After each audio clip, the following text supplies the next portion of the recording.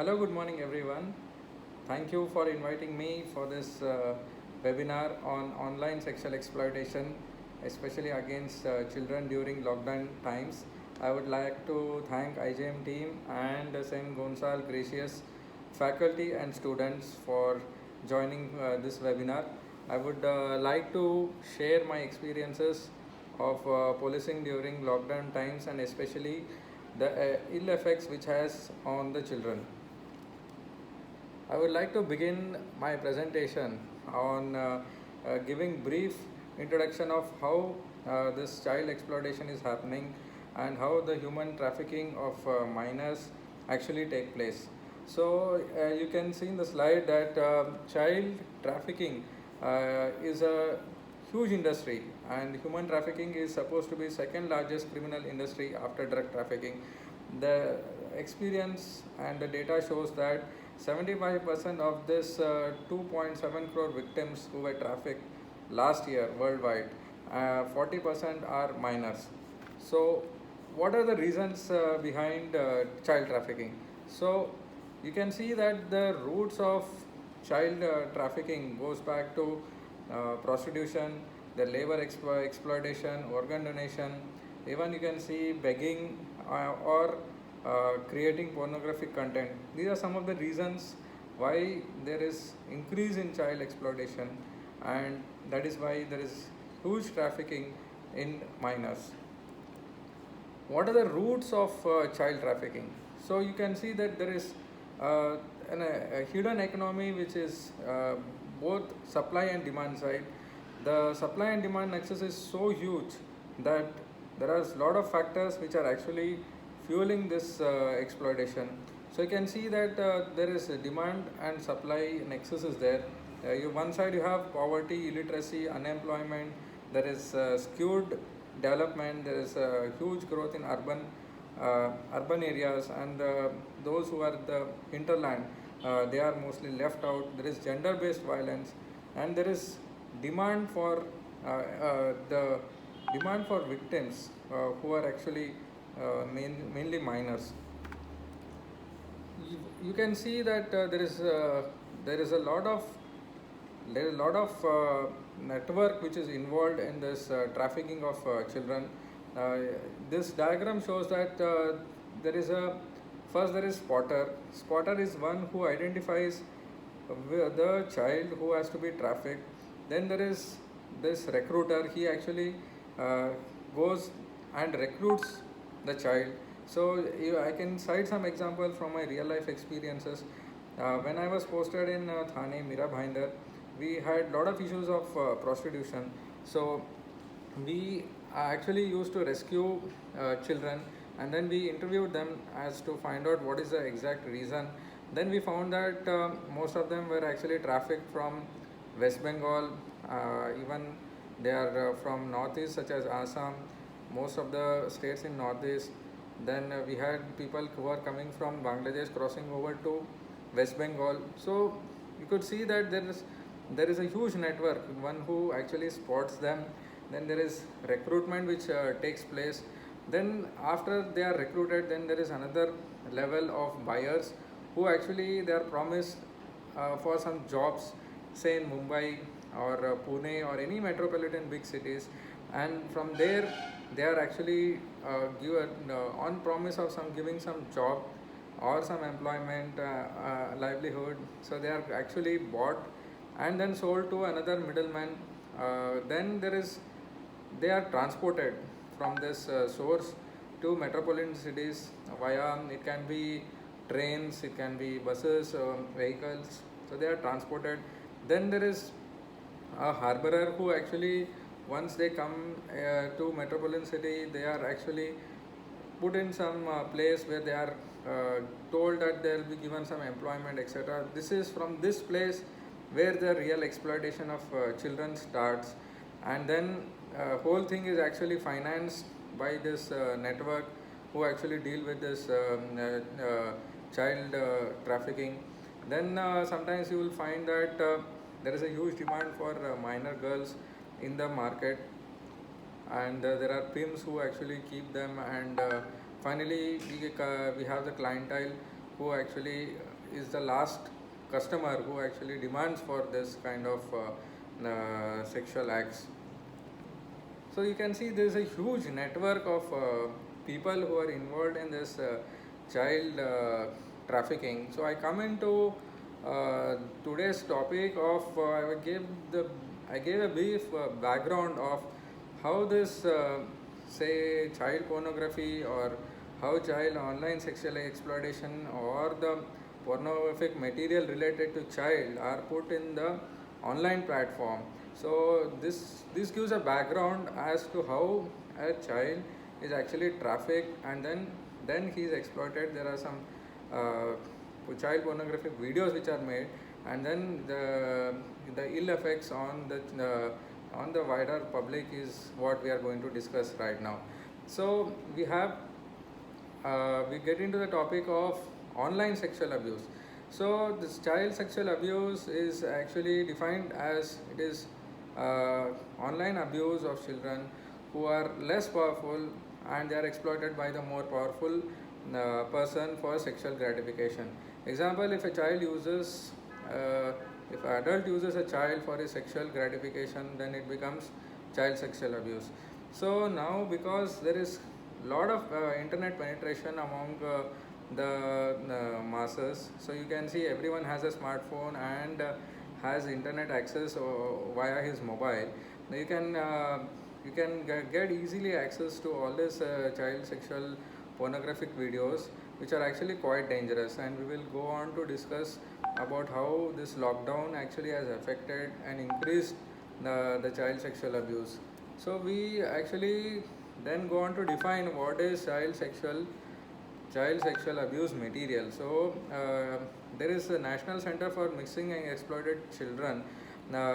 This is the agency which monitors the data as to how much material which is related to child pornography which is uploaded on the internet.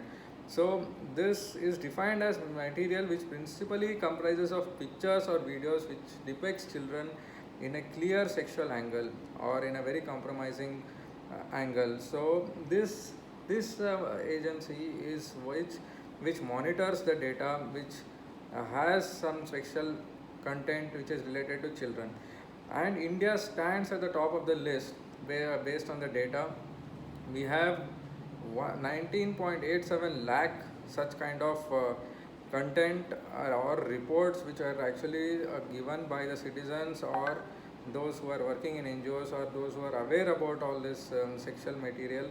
These many reports were received by this agency, which is actually 11.7% of the total content on the internet.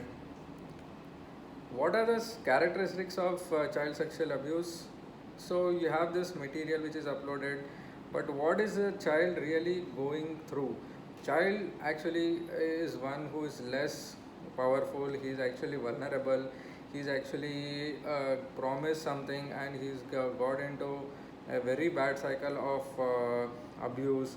So children are actually have to many times are forced to oblige to the sexual acts which other person who is more powerful is doing.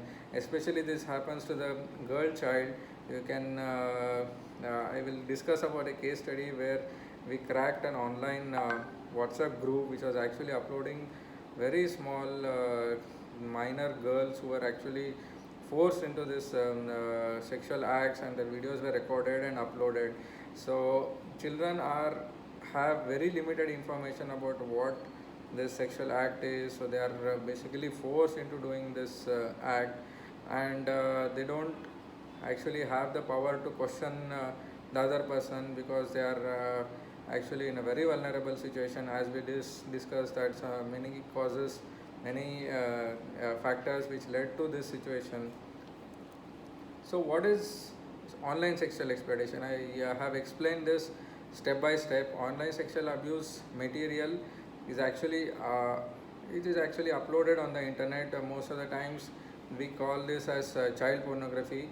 If you are accessing it or processing it, producing it or distributing these images, then it is a crime, and this leads to online sexual abuse. If a person is simply just sitting in his home and he's even accessing this content. This content, child pornography, is not easily, or you can say it is not available on Google or this visible internet. It is basically available on darknet and hidden, the dark web, where this is all these files and videos are actually hidden. So these kind of videos, even if you are uploading or if you are accessing that, then you are actually committing a crime. So next one is grooming of child for sexual abuses. These are some of the steps which I have actually trying to discuss. So basically, child is developing a relationship, and the person who is abusing it is actually slowly develops the relationship with the child and exploits him. Proliferation of social media and internet and access to the online content has actually increased, and there are a lot of, you can see, messaging apps and even live streaming apps which have actually drastically increased in the last 2 months due to lockdown. So this kind of videos where a child is getting exploited, that is live streamed on the internet, and there are lots of lakhs of people who are watching it, and this has led to a lot of online sexual crimes. So, as I continue, this live streaming of sexual abuse of children using online video apps to view, sometimes interact with child, sexual abuse of children. Many times we are getting reports that such things are actually going on, and police, usually we get complaints of such live streaming which is going on. This has increased during the lockdown times. I will come to the numbers as to how much there is increase and what effect it has.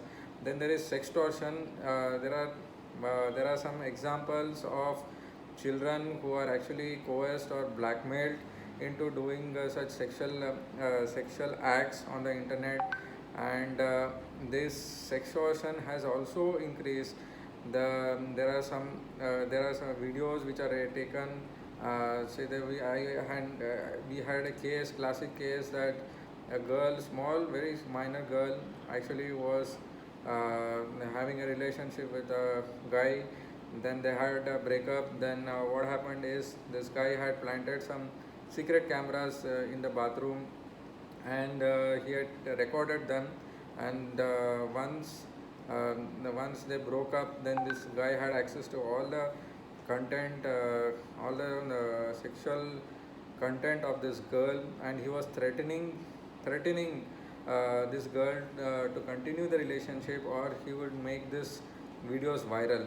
So this is one kind of blackmailing, where the girl is actually put in a very vulnerable position, and she doesn't know whether to approach the police, whether investigation will happen, where she will get justice, and where all this content is going. So this is a very huge challenge which the law enforcement agencies face. Then there are blackmailing, or there is financial gains. Some people actually demand money for just not uploading these videos online. These cases are on the rise.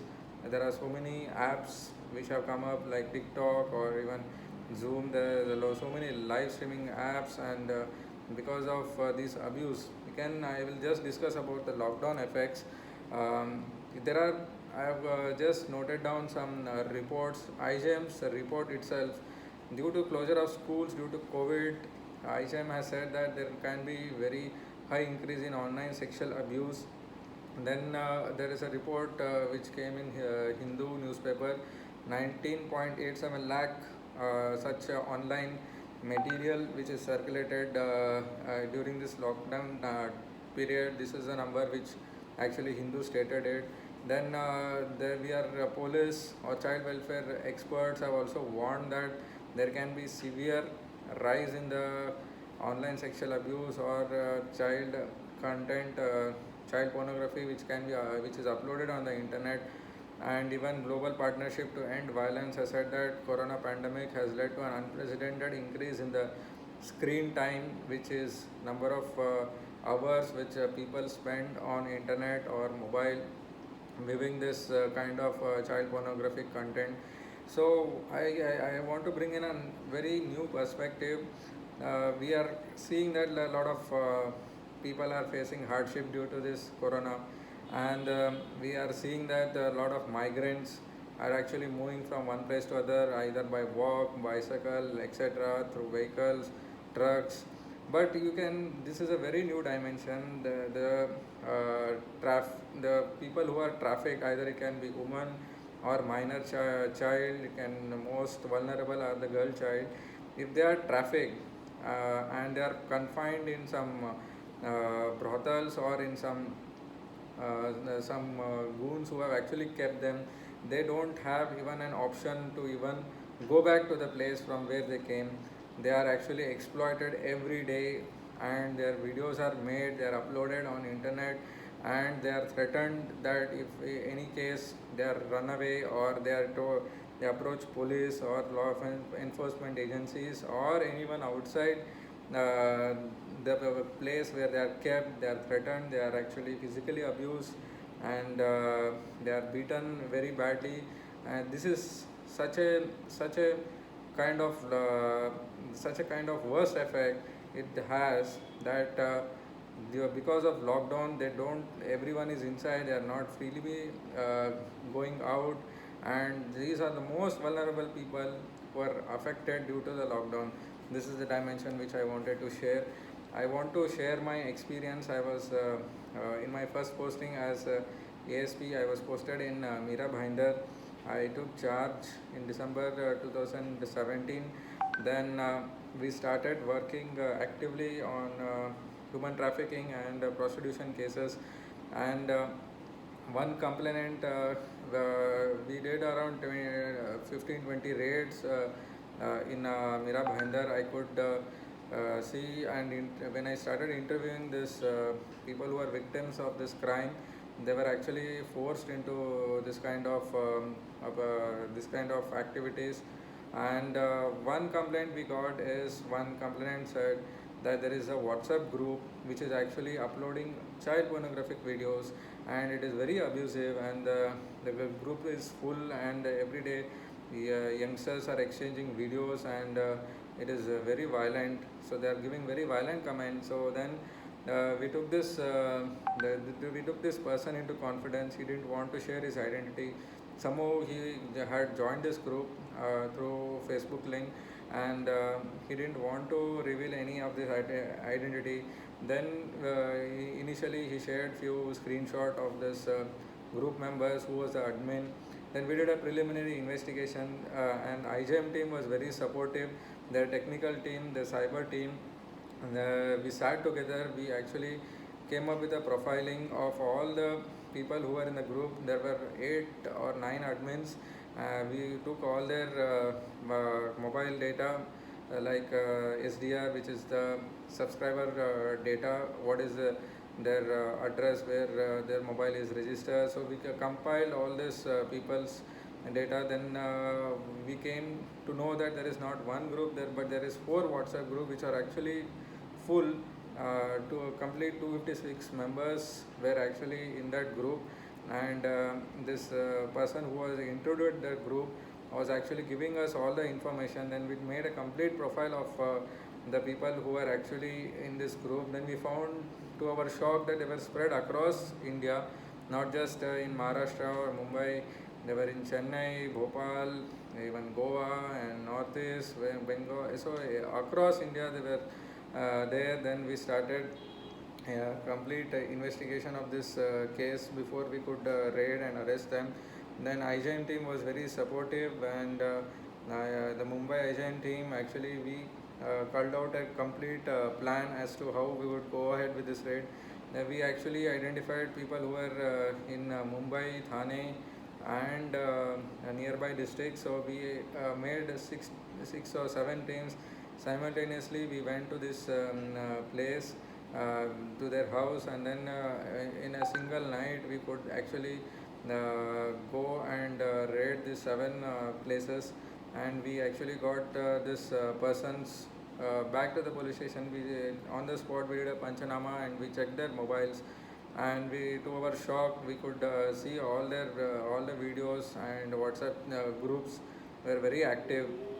During then we had to go with the investigation. So we did the complete investigation. To our shock, we found that these videos were actually uploaded in darknet, and a few members who had access to this content were actually downloading it, and the members were actually given financial incentives for even joining this group.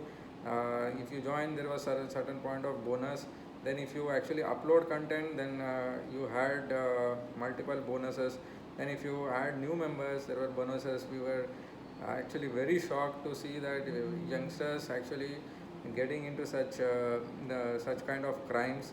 And we actually had a all India crackdown of this entire WhatsApp group network, and we completely shut this WhatsApp group. We arrested more than 15 to 20 people, all the admins, and those who had actually commented or shared these videos. So we were able to successfully crack down this network of child pornography, and we successfully investigated this case. So this case was actually very shocking, and it showed that because of online content which is accessible on everyone's mobile, and this child pornography was freely circulated between these members. This is during lockdown times. This has actually increased, and you can see that ill effects on the people who are watching it, even the child, and it has very psychologically demotivating effects. So going further, what are the suggestions? So this case actually, we had a lot of we had to collaborate with a lot of other law enforcement agencies like CID, even Tamil Nadu police, or wherever we went for the raid, the respective respective district or the law enforcement agencies, where we had to coordinate with them. So if there is greater collaboration, then we could able to identify the networks and crack down all such child pornographic materials. So then the building partnership between law enforcement agency and community.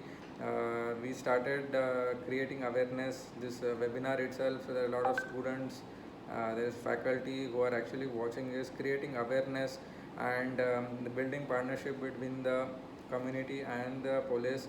If there is any such violence which is actually reported, then it can come to our notice, and we would be able to investigate and crack down these cases. Stronger legal frameworks is IPC, there is IT Act. So any such any kind of such crime is actually in the legal framework, and this could be strengthened, and more such crackdown of cases can be done. Then training and sensitization of citizens and increasing awareness. Every schools or colleges should have some kind of anti-human trafficking awareness cells or clubs, you can say like that. People could discuss such kind of topics, and then creating this could actually create awareness, and we could keep an tab. Citizen awareness is very important, and this could actually lead and recognize that this is a very kind of deadly crime, and it is very hidden, but it is freely accessible to the person who actually wants to access this. And this I think webinar would help in creating awareness and sensitizing the viewers who are viewing this. Thank you for giving this opportunity, IJM team, and thank you. All the best. Jai.